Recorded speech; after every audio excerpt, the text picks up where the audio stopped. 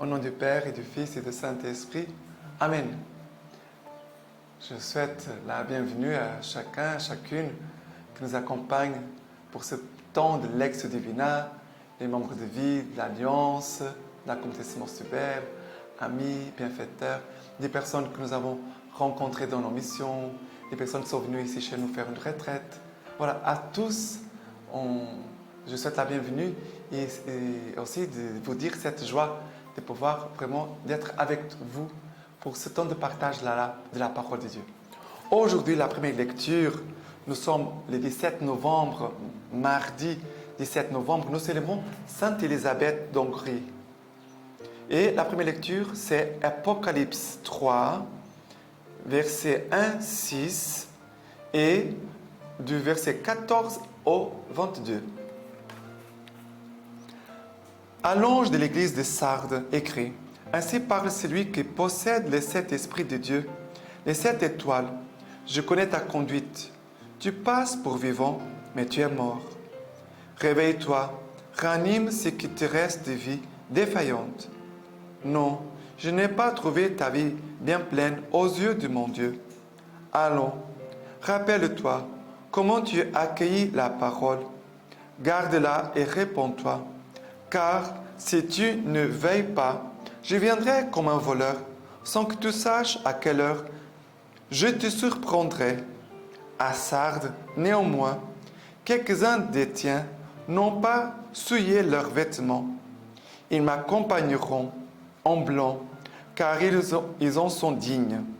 Le vainqueur sera donc revêtu de blanc, et son nom je n'effacerai pas du livre de vie. Mais j'en répondrai devant mon Père et devant ses anges. Celui qui a des oreilles, qu'il entende ce que l'Esprit dit aux églises. À l'ange de l'église de Laodicée, écrit: Ainsi parle l'Amen, les témoins fidèles, les vrais, les principes de la création de Dieu. Je connais ta conduite, tu n'es ni froid ni chaud. Qui n'es-tu l'un ou l'autre? Ainsi, puisque te voilà tiède, ni chaud ni froid, je vais te vomir de ma bouche. Tu t'imagines, me voilà riche. Je me suis enrichi et je n'ai besoin de rien. Mais tu ne le vois donc pas? C'est toi qui es malheureux, pitoyable, pauvre, aveugle et nu. Aussi suis donc mon conseil. Achète chez moi de l'or purifié au feu pour t'enrichir, des habits blancs pour t'en revêtir et cacher la honte de ta nudité, un collier enfin pour t'en oindre les yeux et recouvrer la vue. Ceux que j'aime, je les semence et les corrige. Allons, un peu d'ardeur et réponds-toi. Voici que je me tiens à la porte et je frappe. Si quelqu'un entend ma voix et ouvre la porte, j'entrerai chez lui pour souper, moi près de lui et lui près de moi. Le vainqueur, je lui donnerai de siéger avec moi sur mon trône, comme moi-même après ma victoire. J'ai siégé avec mon Père sur mon trône. Celui qui a des oreilles, qu'il entende ce que l'Esprit dit aux églises. Et ici, Saint Jean il répète, celui qui a des oreilles, qu'il entende ce que l'Esprit dit aux églises. Celui qui a des oreilles, qu'il entende ce que l'Esprit dit aux églises. Ici, dans cette lecture d'aujourd'hui de l'Apocalypse, Jean parle à l'église de Sardes, à l'église de Laodicée. Et qu'est-ce qui se passe ici? La première, l'église de Sardes, il va dire comme ça: Je connais ta conduite, tu passes pour vivant, mais tu es mort. Aïe. Réveille-toi, ranime ce qui te reste de vie, défaillante. Ça veut dire que cette église semble être vivante, mais il est déjà mort. Tu es mort, réveille-toi, ranime ce qui te reste de vie. Ça veut dire que qui peut donner la vie? Moi, je ne peux pas donner la vie à moi-même, mais le Christ peut te donner la vie. L'Église est là pour te donner la vie. la vie de Christ, bien sûr. La parole, ce programme Lectio Divina, c'est pour te donner la vie. Et après, il va dire, rappelle-toi comment tu accueillis la parole. Dans le passé, comment tu accueilles la parole? Garde-la, garde la parole. Ça veut dire que la vie passe par les oreilles. Il dit, la vie passe par les oreilles. Accueille la parole, garde-la et réponds-toi. Réponds-toi. Et après, il va dire à Sardes, néanmoins, quelques-uns des tiens n'ont pas souillé leurs vêtements. À Sardes, il a quand même quelques membres qui n'ont pas souillé leurs vêtements. Ça veut dire qu'ils ont gardé les vêtements blancs de leur baptême. Ils ne sont pas entrés dans le péché, parce que le salaire du péché, c'est la mort. Alors, il dit, ils m'accompagnent en blanc, car ils sont dignes. Le vainqueur sera donc revêtu de blanc, et son nom ne l'effacerait pas du livre de la vie. Ça veut dire que le Seigneur veut manifester sa vie et sa victoire. Je ne suis pas la vie, je ne suis pas le vainqueur, mais le Christ est la vie, lui, il a la résurrection, la vie et la victoire. Et après, il va parler aussi à l'église de Laodicée.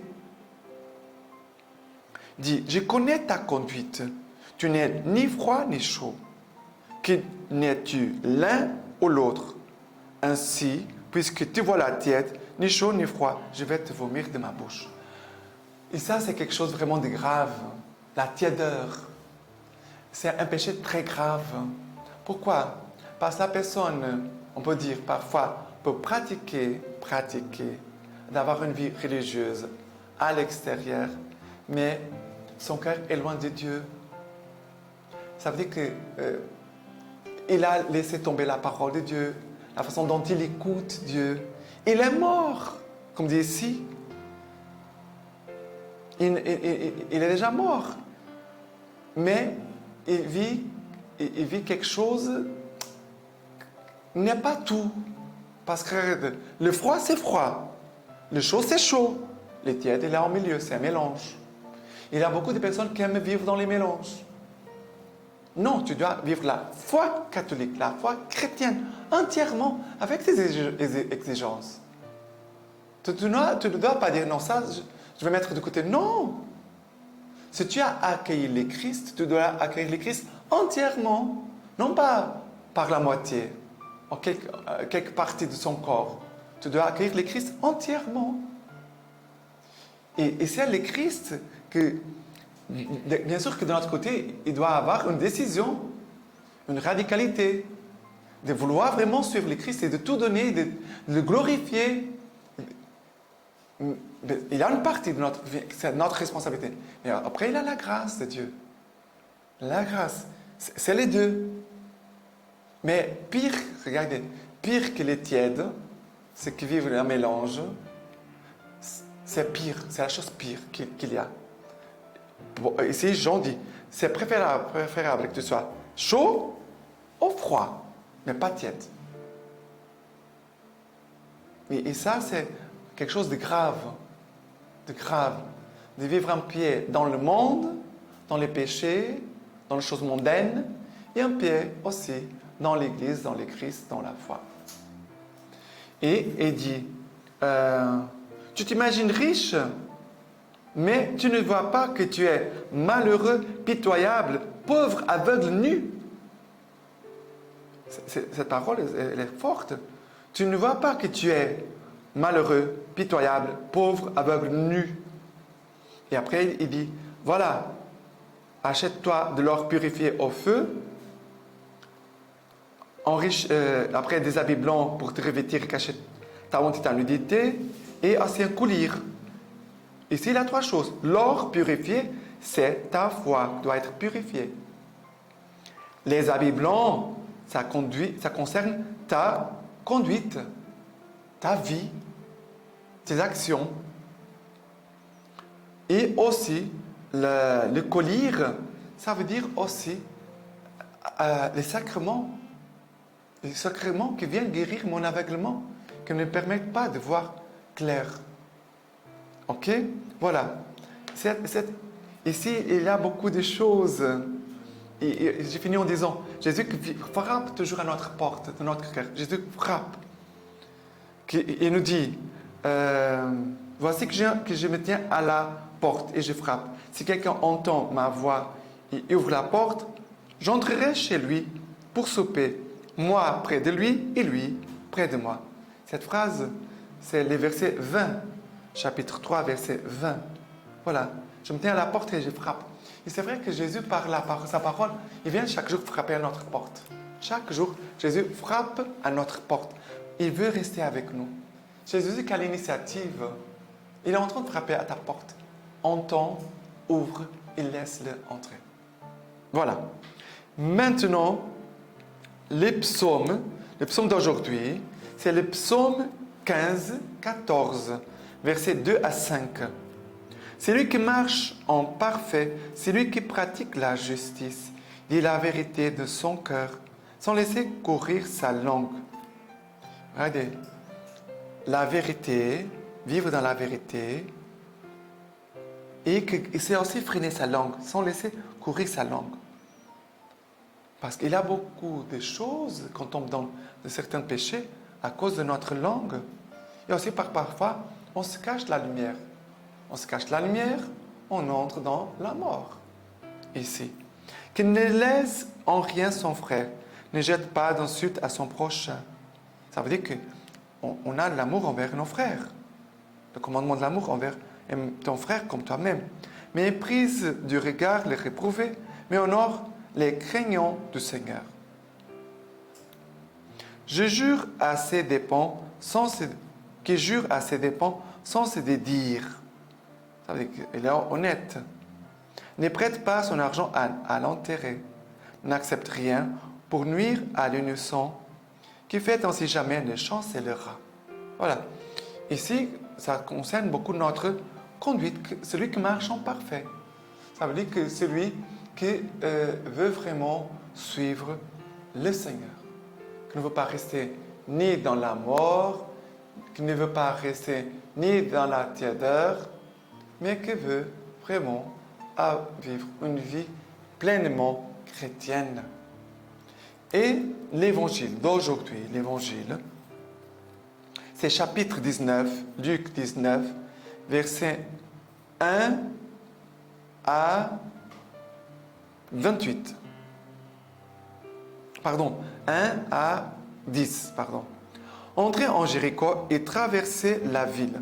Et voici un homme appelé de nom Zachée. C'était un chef des publicains qui était riche. Et il cherchait à voir qui était Jésus. Mais il ne le pouvait à cause de la foule, car il était petit de taille. Il courut donc en avant et monta sur un sycomore pour voir Jésus qui devait passer par là.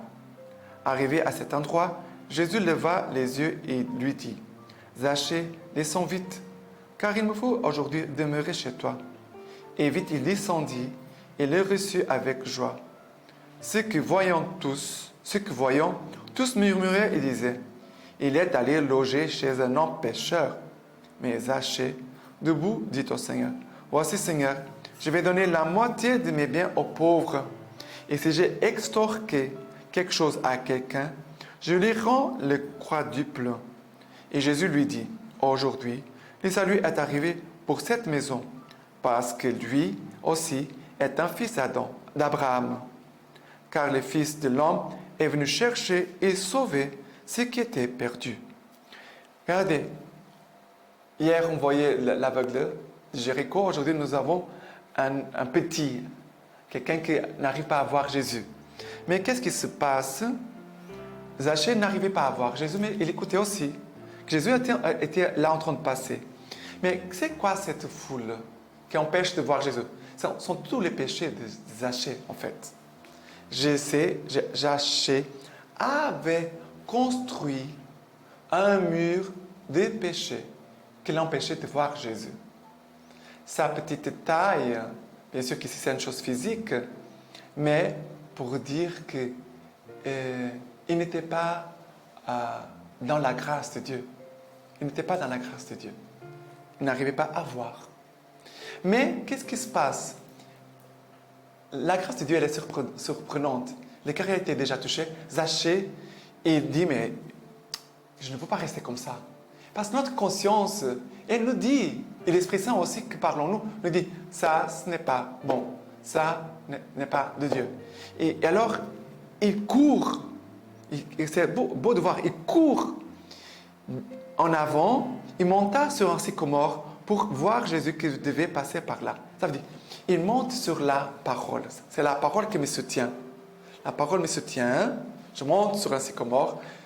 Et là, il commence à voir Jésus qui s'approche.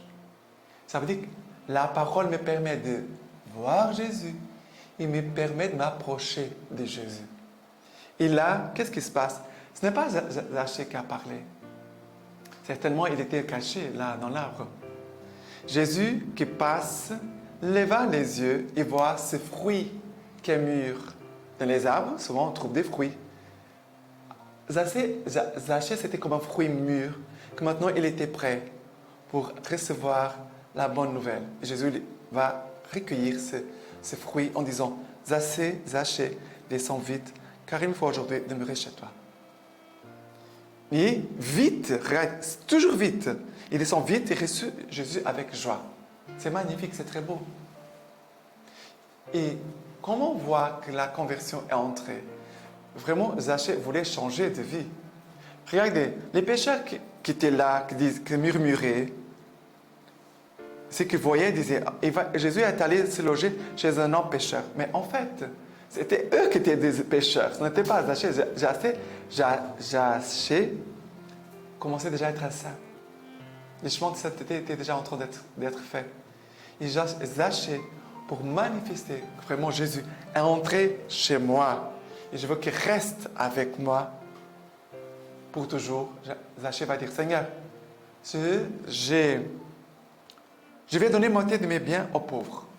Ce sont des gestes concrets. Et si j'ai extorqué quelque chose à quelqu'un, je vais lui donner les croix du pull. Ce sont des signes visibles, concrets, de conversion. Pour que la vie puisse entrer en nous. Pour que la tiédeur sorte de nous. C'est bien concret. Et Jésus va dire, aujourd'hui, le salut est arrivé dans cette maison. Mais cette maison, ce n'est pas le lieu physique, c'est l'âme, le cœur de Zachée. Car le Fils de l'homme est venu chercher et sauver ce qui était perdu. Voilà une parole d'encouragement. Si tu te sens perdu, Jésus vient aujourd'hui chez toi. Accueille-le chez toi. Et dans la lecture d'aujourd'hui, la lecture patristique pour cette fête de Sainte Élisabeth d'Hongrie, lettre de Conrad de Marbourg, son directeur spirituel. Élisabeth se mit alors à manifester ses vertus. Toute sa vie, elle avait été la consolatrice des pauvres. Alors, elle devint entièrement le soutien des affamés. Malgré ses œuvres de la vie active, je l'ai dit devant Dieu, j'ai rarement vu une femme plus contemplative. Regardez, c'était une femme mariée, qui a des enfants, mais qui avait fondé des œuvres de miséricorde pour les pauvres, pour les malades. Et il dit, son directeur spirituel, rarement j'ai vu une femme plus contemplative qu'elle. Avant sa mort, j'ai entendu sa confession. Comme je lui demandais ce qu'il fallait faire de sa fortune et de son mobilier, elle répondit que tout ce qu'elle paraissait posséder encore appartenait aux pauvres. Elle me pria de leur distribuer, excepte une tunique grossière qu'elle portait et dans laquelle elle voulait être ensevelie. Ces dispositions prises, elle reçut le corps du Seigneur. Puis, jusqu'à l'heure des vêpres, elle parlait fréquemment de ce qu'elle avait entendu de meilleur dans la prédication. Ensuite, en recommandant très pieusement à Dieu toutes les personnes présentes, elle expira très doucement, comme si elle s'endormait. Et je finis en vous laissant la bénédiction du Seigneur pour vos familles. Que les Dieu Tout-Puissant vous bénisse et vous garde, le Père, le Fils, le Saint-Esprit. Amen.